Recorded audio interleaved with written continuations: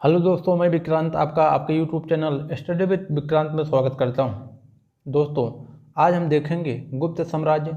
और दोस्तों, गुप्त साम्राज्य में हम लगभग 50 क्वेश्चन डिस्कस करेंगे। इसमें जैसे श्रीगुप्त हैं, घटोत्कच हैं, चंद्रगुप्त प्रथम हैं, समुद्रगुप्त हैं, इन सभी को हम विस्तृत रूप से देखेंगे। और दोस्तों, इन सब को देखने के पश्चात हमको ध्यान रखना है कि इन्हें 2 से 3 बार बोलना है हमारे साथ। आप हमारे साथ अगर 2 से 3 बार बोल देंगे तो सबको प्रश्न आपको याद हो जाएगा। 50 के 50 प्रश्न आपको याद हो जाएंगे, आपको रटने की ज़रूरत नहीं पड़ेगी।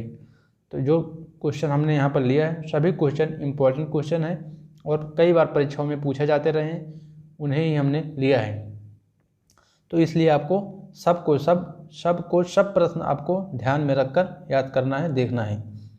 तो पहला प्रश्न है, गुप्त साम्राज्य को भारतीय इतिहास का स्वर्ण युग कहते हैं। तो गुप्त साम्राज्य को भारतीय इतिहास का स्वर्ण युग कहते हैं। तो दोस्तों, आपको यहाँ पर ध्यान रखना है कि स्वर्ण युग कहते हैं गुप्त साम्राज्य को, भारतीय इतिहास का। दूसरा प्रश्न है, श्रीगुप्त गुप्त वंश का संस्थापक था। श्रीगुप्त गुप्त वंश का संस्थापक था। और इसमें हम अगर श्रीगुप्त का समय देखें तो श्रीगुप्त का जो समय है वह है 240 से 280 ईस्वी तक। तीसरा क्वेश्चन है, प्रभावती गुप्त के, यहाँ पर हमने गुप्त लिखा, गुप्त कर लीजिए। प्रभावती गुप्त के पूना ताम्रपत्र विलेख में श्रीगुप्त को आदिराज के नाम से जाना गया है, आदिराज कहा गया है। और अब आते हैं हम दूसरे शासक हैं घटोत्कच गुप्त। इसमें हम पांचवा क्वेश्चन है, श्रीगुप्त का पुत्र एवं उत्तराधिकारी। तो जो श्रीगुप्त का पहला शासक था, संस्थापक था गुप्त वंश का, उसके बाद इसमें आते हैं उनके उत्तराधिकारी घटोत्कच गुप्त। और हम देखते हैं दोस्तों, जो महान पराक्रमी हैं जिन्हें चंद्रगुप्त प्रथम कहा जाता है। चंद्रगुप्त प्रथम से देखें, छठवां क्वेश्चन है, चंद्रगुप्त प्रथम गुप्त वंश का पहला प्रसिद्ध राजा था। तो पहला प्रसिद्ध राजा है गुप्त वंश का चंद्रगुप्त प्रथम। सातवां क्वेश्चन है, उसने लिच्छवी की राजकुमारी कुमार देवी से विवाह किया। कुमार देवी से विवाह करते हैं चंद्रगुप्त प्रथम। और हम इसमें देखें, आठवां क्वेश्चन है, चंद्रगुप्त प्रथम ने गुप्त संवत चलाया। तो दोस्तों, गुप्त संवत चलाते हैं चंद्रगुप्त प्रथम। और हम देखते हैं समुद्रगुप्त।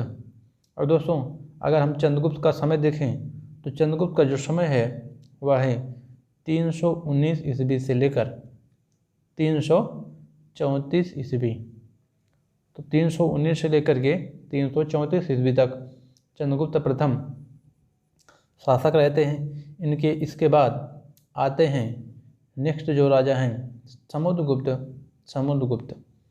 समुद्रगुप्त का अगर समय देखें तो समुद्रगुप्त का समय है 335 से 380 ईस्वी तक। नवा क्वेश्चन है, समुद्रगुप्त का जो दरबारी कवि था हरिशेर था। समुद्रगुप्त का दरबारी कवि हरिशेर था। अब दोस्तों जानते होंगे कि समुद्रगुप्त के भी नवरत्न थे, जैसे अकबर के नवरत्न रहे हैं, बहुत प्रसिद्ध रहे हैं। तो समुद्रगुप्त के भी नवरत्न रहे हैं। आपको इनको नवरत्नों में जैसे कालिदास हैं और हरिशेर हैं, तो विभिन्न जो प्रसिद्ध लोग हैं इसमें हैं, तो उन्हें हम देखेंगे। तो दोस्तों, 10वां क्वेश्चन है, हरिशेर ने इलाहाबाद प्रशस्ति लेख की रचना की। तो हरिशेर ने इलाहाबाद प्रशस्ति लेख की रचना की। हरिशेर ने इलाहाबाद प्रशस्ति लेख की रचना की। 11वां क्वेश्चन है, समुद्रगुप्त विष्णु का उपासक था। समुद्रगुप्त विष्णु का उपासक था। अब हम आते हैं 12वां क्वेश्चन। 12वां क्वेश्चन है, समुद्रगुप्त को भारत का नेपोलियन की उपाधि दी गई है। तो दोस्तों, भारत का नेपोलियन की उपाधि किसे दी गई है? समुद्रगुप्त को। 13वां क्वेश्चन है कि समुद्रगुप्त संगीत प्रेमी था, ऐसा अनुमान उसके सिक्कों पर उसे बीड़ा वादन करते दिखाए जाने से लगाया गया। तो संगीत का प्रेमी था और इसे इस आधार पर कहा गया है क्योंकि उसको सिक्कों पर बीड़ा बजाते हुए दिखाया गया है। 14वां क्वेश्चन है, समुद्रगुप्त को कविराज भी कहा गया है। तो कविराज की संज्ञा किसे प्रदान की गई है? समुद्रगुप्त को कविराज की संज्ञा प्रदान की गई है। जैसे हम अगर देखें तो कविराज का मतलब होता है कविराज, कविताओं का रचयिता। अब हम आते हैं 15वां क्वेश्चन है समुद्रगुप्त के गुप्त काल में 6 प्रकार के स्वर्ण मुद्राएं मिली हैं। तो समुद्रगुप्त के काल में 6 प्रकार की स्वर्ण मुद्राएं मिली हैं। 15वां क्वेश्चन है समुद्रगुप्त ने अश्वमेघ पराक्रमांक की उपाधि धारण की थी। तो समुद्रगुप्त ने अश्वमेघ पराक्रमांक की उपाधि धारण की थी। 17वां क्वेश्चन है समुद्रगुप्त का शासनकाल राजनीतिक एवं सांस्कृतिक दोनों रूपों से दृष्टि से समुद्रगुप्त का काल गुप्त साम्राज्य की उत्कर्ष का काल माना जाता है। तो दोस्तों समुद्रगुप्त का काल राजनीतिक एवं सांस्कृतिक दृष्टि से गुप्त काल का उत्कर्ष काल माना जाता है। अब देखते हैं हम चंद्रगुप्त द्वितीय, जिसे विक्रमादित्य ने उपाधि धारण की थी, जिसने इनका काल है 380 से लेकर के 413 ईस्वी तक। तो दोस्तों अब हम देखते हैं गुप्त साम्राज्य के चरमोत्कर्ष का काल है। कई सिक्के चलाए गए जो रूपक कहलाते थे। तो दोस्तों चंद्रगुप्त द्वितीय के शासनकाल में कई स्वर्ण सिक्के चलाए गए जो रूपक कहलाते थे। रूपक आपको याद रखना है कि रूपक क्या है, तो रूपक स्वर्ण सिक्के से संबंध है चंद्रगुप्त द्वितीय के विक्रमादित्य। अब 20वां क्वेश्चन है रूपक सिक्के चांदी के सिक्के थे। तो दोस्तों जो रूपक सिक्का था वह चांदी का सिक्का था।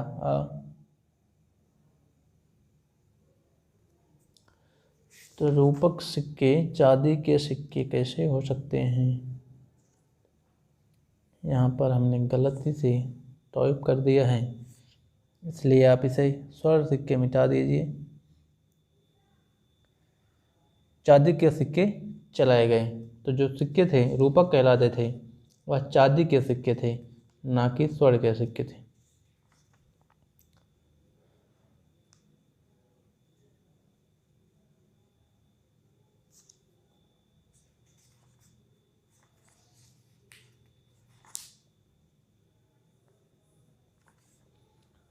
देखते हैं दोस्तों 21वां क्वेश्चन है चंद्रगुप्त द्वितीय परम भागवत की उपाधि धारण की थी चंद्रगुप्त द्वितीय ने। 22वां क्वेश्चन है चंद्रगुप्त द्वितीय की प्रथम राजधानी पाटलिपुत्र थी और दूसरी राजधानी उज्जैनी थी। तो दोस्तों दूसरी राजधानी उज्जैनी थी। अब हम देखते हैं 23वां है चंद्रगुप्त द्वितीय का काल साहित्य और कला का स्वर्ण युग कहा जाता है। तो दोस्तों चंद्रगुप्त द्वितीय का काल साहित्य और कला का स्वर्ण युग कहा जाता है। 24वां क्वेश्चन है चंद्रगुप्त द्वितीय के दरबार में विद्वानों एवं कलाकारों का आश्रय प्राप्त था। चंद्रगुप्त द्वितीय के नवरत्न कालिदास, महान चिकित्सक धन्वंतरी, खगोल विज्ञानी वराह मिहिर और महान चिकित्सक धन्वंतरी हैं और छपड़क ज्योतिषी हैं। जो छपड़क हैं इनका जो ज्योतिषी हैं ये छपड़क थे ज्योतिषी। और दोस्तों 26वां क्वेश्चन है चंद्रगुप्त द्वितीय के शासनकाल में चीनी यात्री फैयान भारत यात्रा पर आया। चंद्रगुप्त द्वितीय के शासनकाल में चीनी यात्री फैयान भारत आया है। तो आपको याद रखना है फैयान किसके काल में आया, तो चंद्रगुप्त द्वितीय के शासनकाल में फैयान भारत आता है। अब हम देखते हैं कुमारगुप्त प्रथम। तो दोस्तों कुमारगुप्त प्रथम का समय है 415 से 455 ईस्वी तक। 27वां क्वेश्चन है सबसे अधिक अभिलेख 18 अभिलेख कुमारगुप्त के मिले हैं। तो कुमारगुप्त के सबसे अधिक अभिलेख 18 अभिलेख मिले हैं। दोस्तों हमने अशोक में 13 अभिलेख देखा था, आपको याद होगा। आप नहीं देखे हैं वीडियो तो वहाँ पर जाकर अवश्य देखें। तो दोस्तों और है कुमारगुप्त के समय में ही नालंदा विश्वविद्यालय की स्थापना की गई। तो आप जानते होंगे दोस्तों बख्तियार खिलजी ने नालंदा विश्वविद्यालय को नष्ट कर दिया था, तोड़वा दिया था। 29वां क्वेश्चन है कुमारगुप्त प्रथम के कार्यकाल में की गई। तो दोस्तों नालंदा विश्वविद्यालय की स्थापना कुमारगुप्त के शासनकाल में कुमारगुप्त के काल में की गई थी, कुमारगुप्त के प्रथम के कार्यकाल में। अब देखते हैं स्कंदगुप्त। स्कंदगुप्त का अगर दोस्तों हम समय देखें तो जो स्कंदगुप्त का समय है, अगर हम स्कंदगुप्त का समय देखें तो स्कंदगुप्त का समय हम कह सकते हैं कि 455 से लेकर के 467 तक। तो 455 से लेकर के 455 से लेकर के 467 तक। अब हम आते हैं 30वां क्वेश्चन है स्कंदगुप्त से। स्कंदगुप्त विक्रमादित्य की उपाधि धारण करता है। तो दोस्तों यहाँ पर विक्रमादित्य की उपाधि धारण नहीं करता है, उसने क्रमादित्य की उपाधि धारण करता है। तो आपको याद रखना है क्रमादित्य की उपाधि धारण करता है। और दोस्तों 31वां क्वेश्चन है स्कंदगुप्त ने अपनी राजधानी अयोध्या को बनाया। तो दोस्तों अपनी राजधानी अयोध्या को बनाया है स्कंदगुप्त ने। आपको याद रखना है कि स्कंदगुप्त की जो राजधानी है वह अयोध्या है, जबकि और हम काल में देखें तो पाटलिपुत्र थी और दूसरी राजधानी उज्जैनी थी, लेकिन यहाँ पर इसने अयोध्या को राजधानी बनाया। और 32वां क्वेश्चन है विष्णुगुप्त गुप्त वंश का अंतिम शासक था। तो जो गुप्त वंश का अंतिम शासक है विष्णुगुप्त है। अगर दोस्तों स्कंदगुप्त का हम और देखें तो स्कंदगुप्त का एक गाजीपुर में जो होड़ो आक्रमण की जानकारी देता है वो भीतरी अभिलेख में मिलता है। भीतरी अभिलेख में जानकारी मिलता है कि होड़ों पर आक्रमण किया गया था, और इसमें जो प्रसिद्ध थे उनका नाम है तोरमड़ और मिहिर कुल प्रसिद्ध राजा थे, जो हूण राजा थे मिहिर कुल।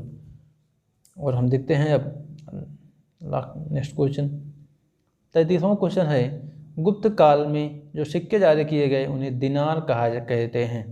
गुप्त काल में जो सिक्के जारी किए गए उन्हें दिनार कहते हैं। सती प्रथा का प्रथम घटना गुप्त काल में मिलता है। दोस्तों बहुत ही इंपॉर्टेंट क्वेश्चन है जो यहाँ पर 34वां क्वेश्चन है सती प्रथा का प्रथम घटना गुप्त काल में मिलता है। 35वां क्वेश्चन है सती प्रथा का प्रमाण भानुगुप्त के एरड़ अभिलेख से मिलता है। तो दोस्तों सती प्रथा का प्रथम घटना गुप्त काल में मिलता है, और जो भानुगुप्त के एरड़ अभिलेख में मिलता है कि सती प्रथा का साक्ष्य। 36वां क्वेश्चन है सारनाथ की बुद्ध मूर्ति, मथुरा का वर्धमान महावीर की मूर्ति, काशी का मूर्ति और काशी की जो गोवर्धनपुरी की मूर्ति है, और कृष्ण की मथुरा में जो मूर्तियां हैं इस युग की मूर्ति के उदाहरण हैं। जो दोस्तों यहाँ पर इसमें एक कला का होता है जो कहते हैं होलिस्टिक, तो उसमें भी मिलता है। अब हम आते हैं अजंता की गुफाओं के चित्र इस युग की चित्रकला के सर्वोत्तम उदाहरण हैं। तो दोस्तों जो अजंता की गुफाएं हैं उसमें भी चित्र मिलते हैं। अब हम देखते हैं देवगढ़ का दशावतार का मंदिर, कानपुर का भीतरगांव का मंदिर इस युग की वास्तुकला का उत्तम उदाहरण है। तो दोस्तों जो देवगढ़ का दशावतार का मंदिर, आपसे कई बार यह पूछा जाता है कि दशावतार मंदिर कहाँ स्थित है, तो आपको देखना है यहाँ पर भी एक क्वेश्चन बन के आ सकता है कि देवगढ़ में दशावतार का मंदिर है। अब यूपीपी में पूछा जा सकता है कि कानपुर का भीतरगांव का मंदिर कहाँ पर है, तो दोस्तों भीतरगांव का मंदिर कानपुर में है। और भी पूछा जा सकता है। अब देखते हैं हम 39वां क्वेश्चन। 39वां क्वेश्चन है कालिदास की रचना कुमार संभवम, मेघदूत, अभिज्ञान शकुंतलम, मालविका और दोस्तों अन्य रचनाएं भी हैं। कालिदास को भारत का शेक्सपियर कहा जाता है। तो आपको यह देखना है कि कालिदास को भारत का शेक्सपियर कहा जाता है। अब दोस्तों हम देखते हैं गुप्त काल की जो महत्वपूर्ण रचना है। यहाँ पर हम पुस्तक देखेंगे। ये पुस्तक है और इसमें है लेखक के नाम। ऋतुसंहारम कालिदास। तो दोस्तों ऋतुसंहार लिखा है कालिदास ने लिखा है ऋतुसंहारम। अभिज्ञान शकुंतलम कालिदास ने लिखा है दोस्तों, और कुमार संभवम कालिदास ने लिखा है। फिर मेघदूतम कालिदास, रघुवंशम कालिदास, मालिकमित्रम कालिदास, स्वप्नवास दत्ता भास ने लिखा है। वृत्त संहिता वराह मिहिर ने लिखा है। अब हम देखते हैं हितोपदेश लिखा है नारायण पंडित ने। तो दोस्तों हितोपदेश लिखा है नारायण पंडित ने। फिर से आपको हम पढ़कर सुना देते हैं। ऋतुसंहारम कालिदास, अभिज्ञान शकुंतलम कालिदास, कुमार संभवम कालिदास, मेघदूत कालिदास, रघुवंशम कालिदास, मालिक विमित्रम कालिदास, स्वप्नवास दत्ता ऐसे लिखा है भास ने, वृत्त संहिता वराह मिहिर ने, और सूर्य सिद्धांत आर्यभट्ट ने, पंचतंत्र विष्णु शर्मा ने।